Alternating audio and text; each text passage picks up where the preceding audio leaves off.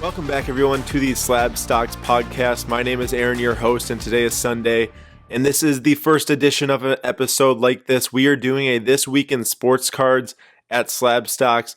Basically, every single week, we have 5 days of unique Instagram content that comes out Monday through Friday, covering the top trends in the industry, which cards are moving up, which cards are possibly moving down, except not in a time like this. Basically, everything's up.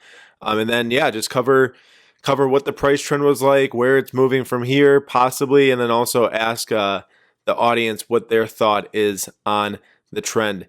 So I thought it'd be a good idea to bring it to YouTube, bring the week's worth of content over to YouTube and have you guys be able to see what's going on in the market, and then also provide some updates. So what the prices have been like since the post, because we will look at the post when it was put up on Instagram, which would be Monday, Tuesday through Friday.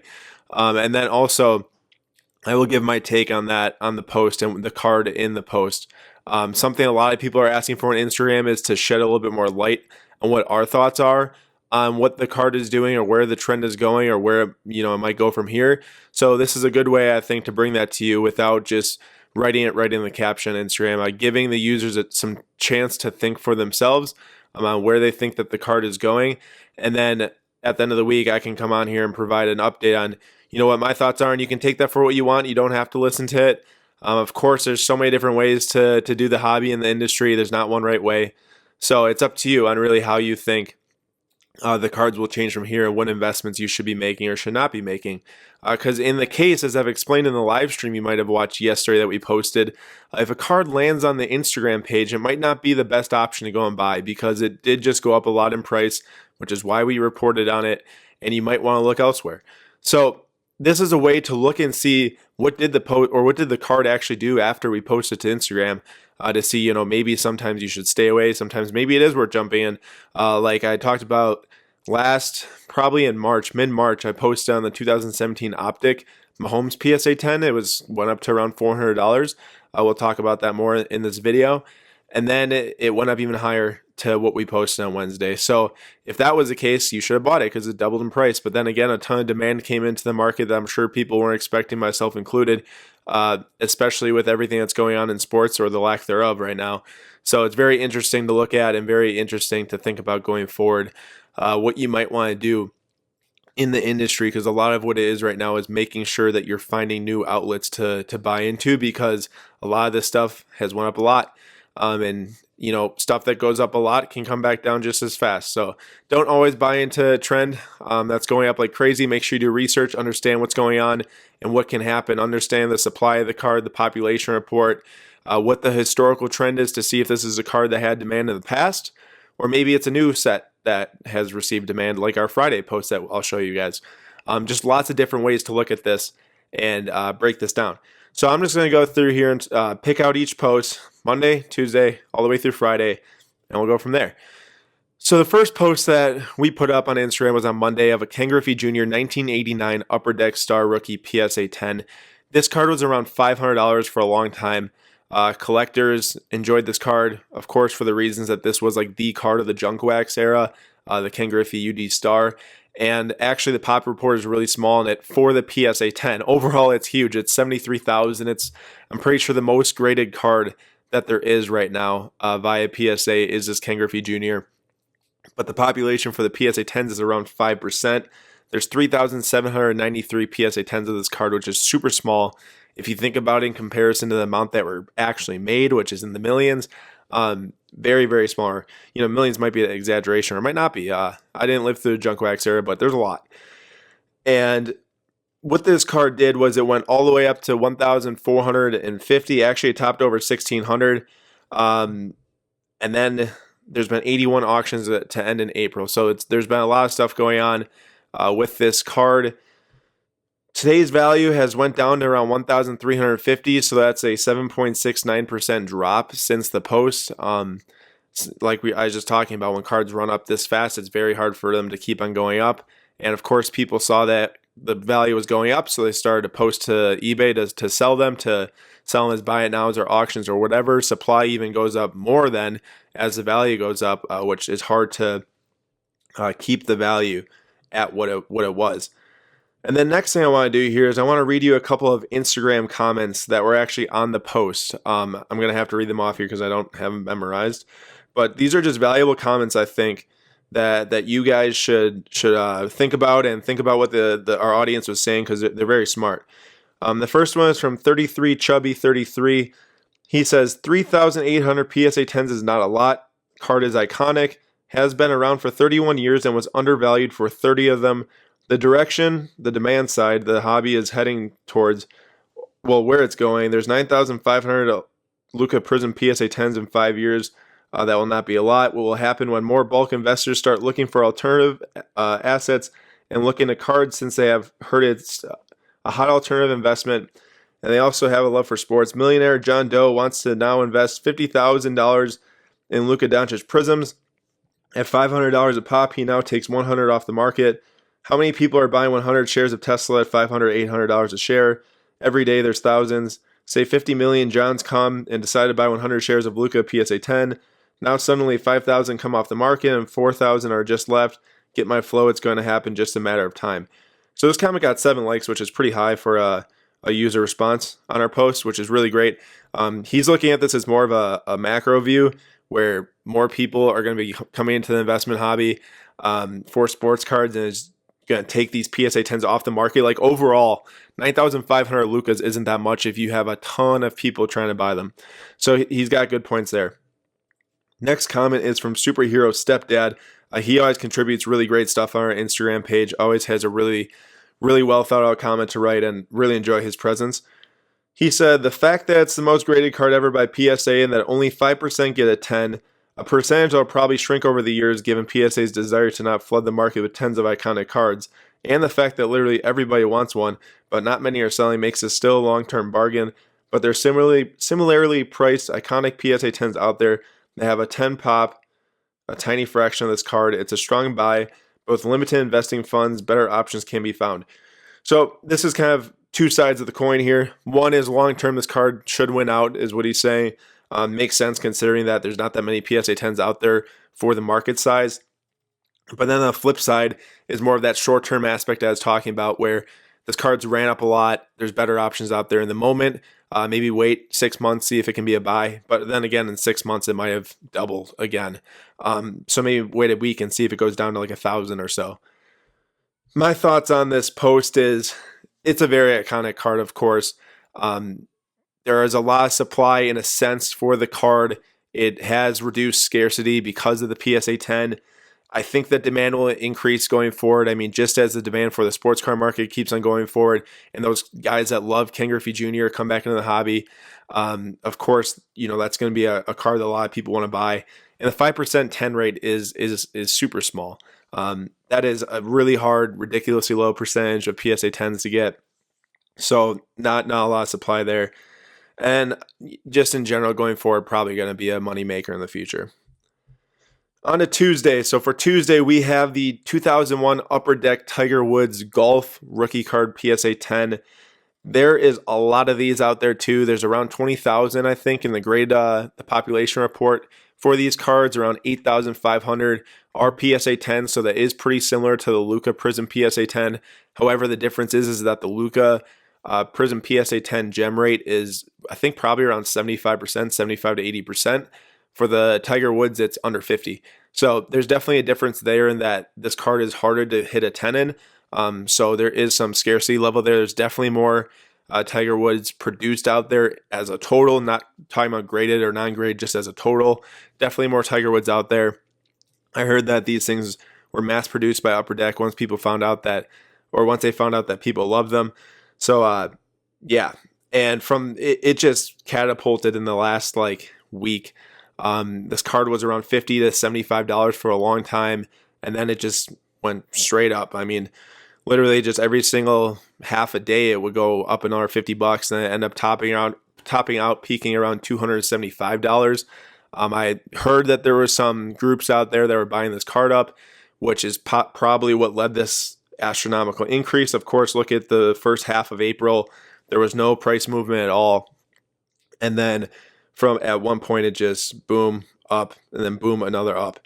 And since it topped out at 275, there's been a 21.80% drop in price, down to $275.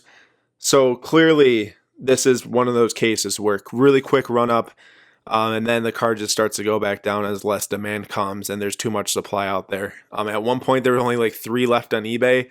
So clearly, people came through and just cleared them off. And as people started to either receive their shipments of the ones that they bought or ones that they already had and they realized it's going up in price, just many more started to get listed. Supply went up. And then that's how we get down to $215. A great comment on this one is from Sim Sarna. He had a comment that said, I started picking up a few of these cheap as soon as I found out the Jordan doc was going to be launched early. Figured everyone was going to start buying up the GOATs in every sport. I picked up a few of the Sports Illustrated for Kids cards as well because it's from 1996, so it feels more like a rookie, which is true. That is the first card that people would want. So the PSA 10 from 1996 is a $1,000 card right now compared to this. So obviously at that point that Sports Illustrated for Kids one was really like the rookie.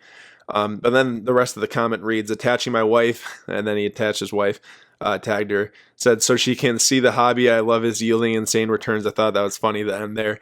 And then a guy responds and says, Amy, it's true. He's not just an adult child. There's money to be made. And then he responded with thank you. I thought that was quite funny. But got a lot of likes, got 8 likes on the comment for good reason. It's really, really good comment. And in general with this card, what we've already seen, quick run up, went down. My thoughts are, it was a really bad time to buy it as this thing started across $150 to $200. Of course, it went up to a peak of $275, but who knows if you even would have been able to capitalize at that price. It's going down. It's down to around $200 now. It seems like it's just gradually declining. I'm sure there's more decline left in this card because of how the demand came, and now it seems like it's going away a little bit, and then combined with more supply hitting eBay. So if you are looking to get into this card long term as the market increases and goes up over time, I do think that this card is a winner. If you were to buy today, however, is it worth holding for that long? There's better options out there in different sports. And then also, I think that you could probably get it for lower than $200 than what they are right now. So in general, it'd be nice to wait on this card. On to Wednesday, we have what has been mentioned in Nate's video, his football video, and then today I mentioned it too already, the 2017 Optic Patrick Mahomes rookie card base PSA 10.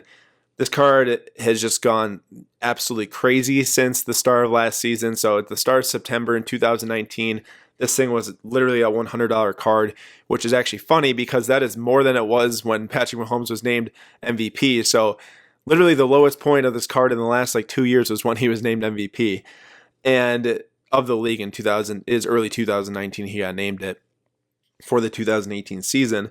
But this card quickly went from $100 to $300 at the start of the football season, 2019. And then he got injured, went back down to around 140, I think. Yeah, 145. And then from there, when he won the Super Bowl, it jumped up to 265, which is a 191% increase. But fast forward to 4/27, which was the day, the last sale that actually got logged on this post. So I posted this on the 29th, I want to say. And then the last sale was on the 27th, which was $660.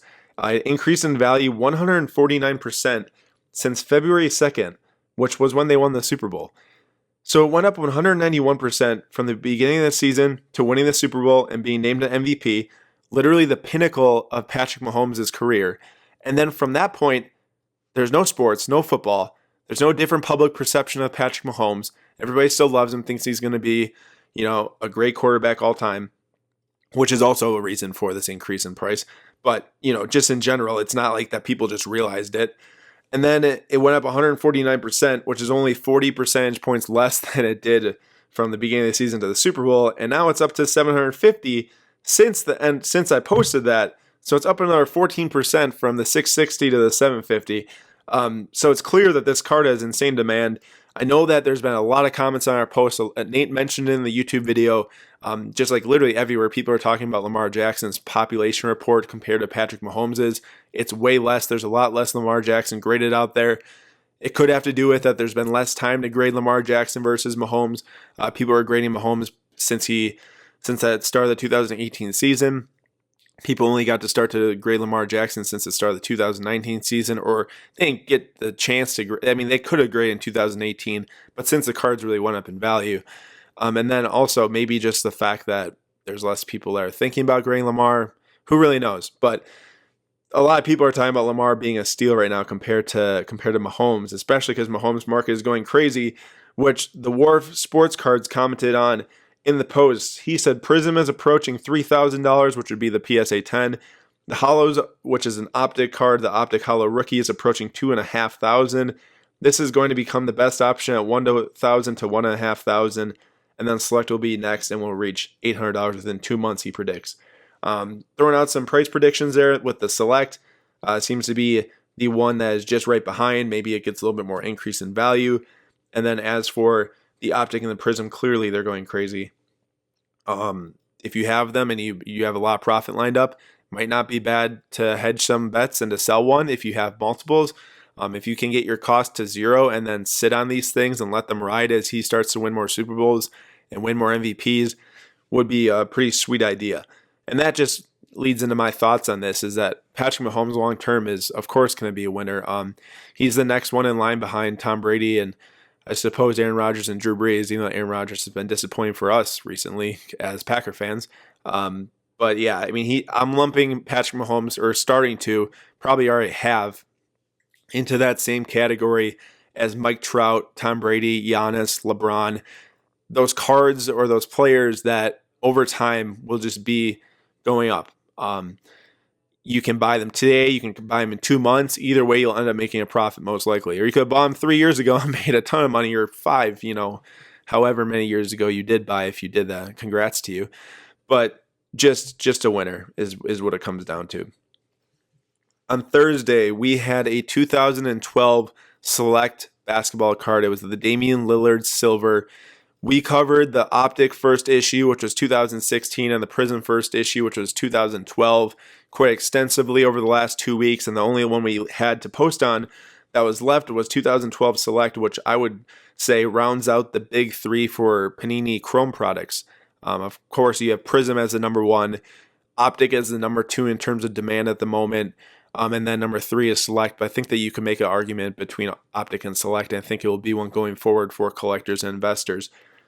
But as for this card, interesting thing about 2012 Select is that there was literally 3 variations of this card. There was the base, there was the silver, and then there's the gold out of 10.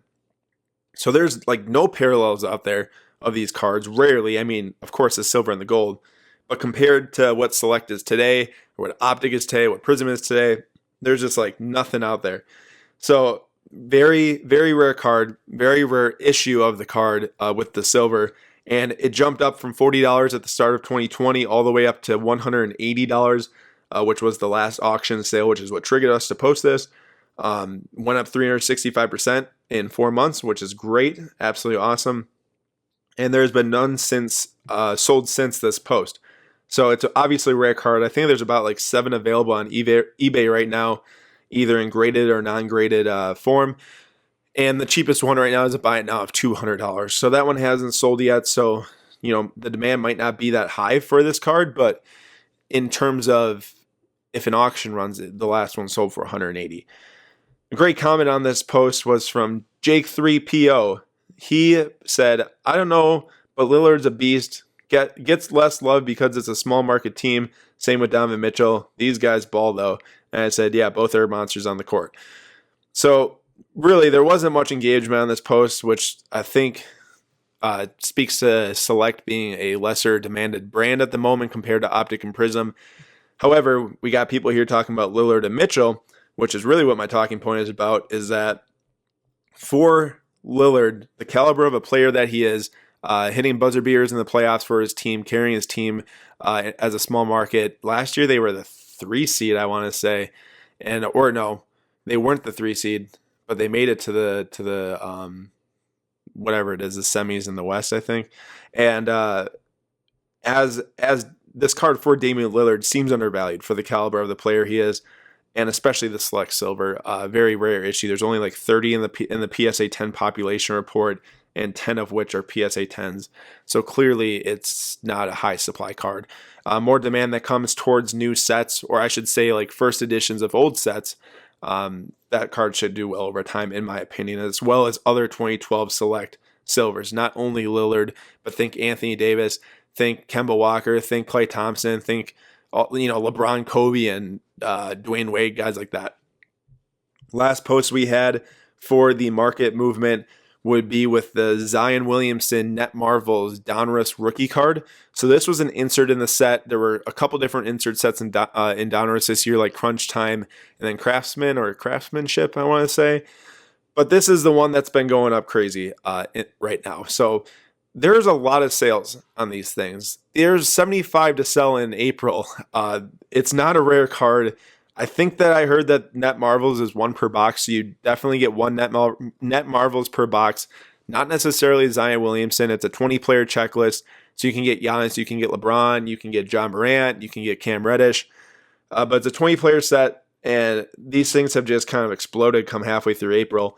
Up 185% in the month, all the way up to 125 at the time of this post. And since then, it's down, actually up another 16% to 145. And the range of sales is quite large in this card.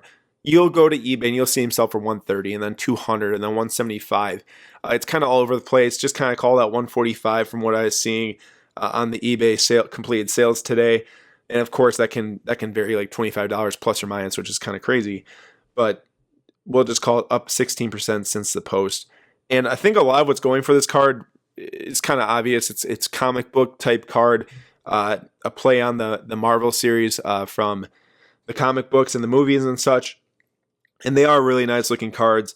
And I think there's a huge collector market that likes comic books, or at least Marvel, and then add that in with sports and LeBron and Giannis and Zion. And that's what happens here. Luka Doncic too. A great comment we had on this post was from Detroit Tackett, and it says, "And in hand, these are nuts." So he's speaking to the fact that aesthetically these cards are great. Pictures don't do these cards justice. Insert of the year so far. I think the Mosaic Jam Masters will end up iconic cards in the future along with these. Potential is huge here, not to mention these cards are quality. Most I've seen are well-centered. At SlabStox, nice work. Thank you for that. That's nice of you to say. And he's got 4 likes on that comment, one being myself. And yeah, so my thoughts on this post is there's a lot out there. There's a lot there ending on eBay right now. There's a lot there posted on eBay. It's another one of those Tiger Woods things. I wouldn't buy it right now.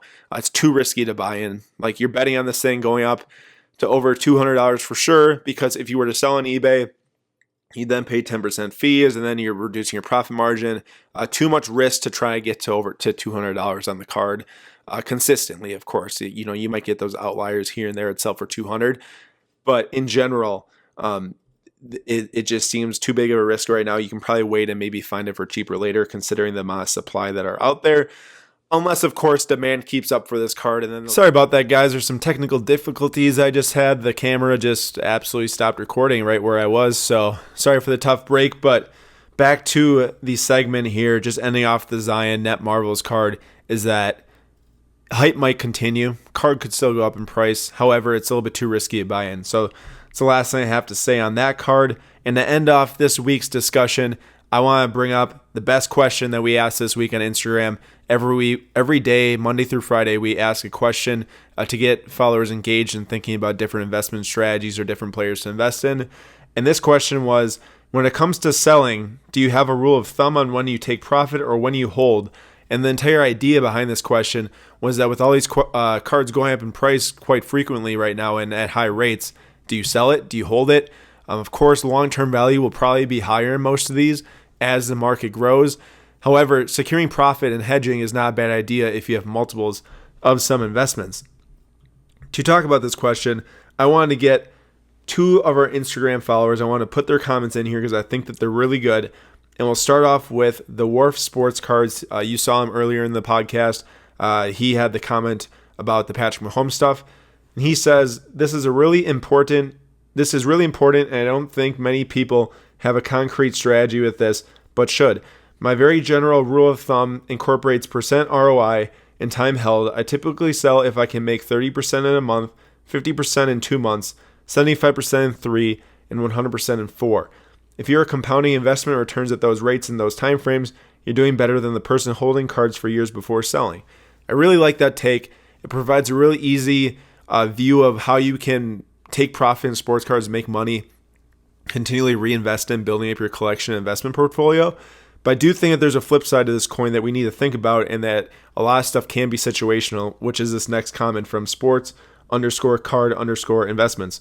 He says, I think every single card, player, and situation is different. If you have a blanket rule of thumb for your overall collecting/investing strategy, that means you're going to be missing out on a lot of gains that you should have had. An example, LeBron, Giannis, Luka, Trey, etc. And you're going to be holding a lot of cards much longer than you should be, just waiting for them to hopefully increase in value, which I see a lot of these days. An example, Ben Simmons, Donovan Mitchell, etc.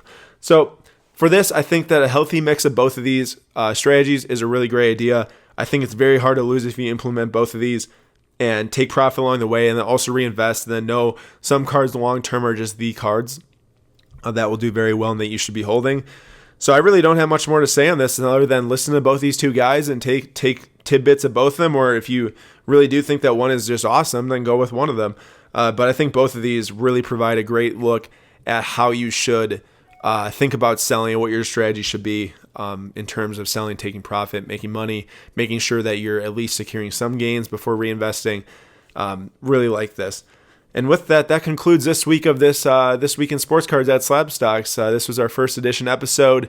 Really didn't know what I wanted to do with it, but I think it went really well. And I think that this gives you guys a look at what we did on Instagram this week and how our followers interacted and how you might want to react to different sports cards and how they're going up in price. Hearing some of my thoughts on the cards instead of just listening to the facts that are provided with the percent increases. I give a little bit more future investment value advice. But with that, this was the first edition of This Week in Sports Cards at SlabStox. I hope you guys enjoyed, and hopefully I'll see you guys next time.